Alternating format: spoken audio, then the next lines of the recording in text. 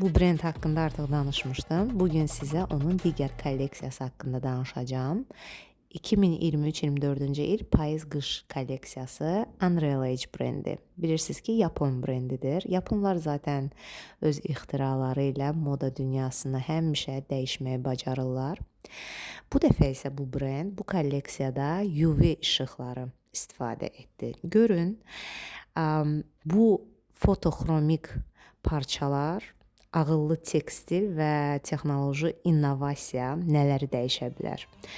Əslində ağ və sadə görünən və yaxud da hər hansı bir rəngli amma sadə görünən geyimlər UV işığı altında rəngə çevrilir, rəngli naxışlar və formalara çevrilə bilir. Qeyd edim ki, bu brend texnologiya ilə modanı birləşdirib eksperimental işləri ilə tanınır. Həqiqətən də biz əgər öz dövrümüzə baxsaq, biz hələ də istədiyimiz parçaları tapa bilmirik.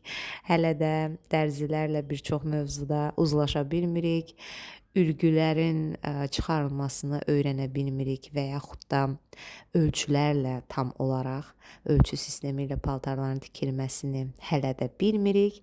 Amma başqa paraleldə artıq texnoloji parçalar və ağıllı tekstil inkişaf edir.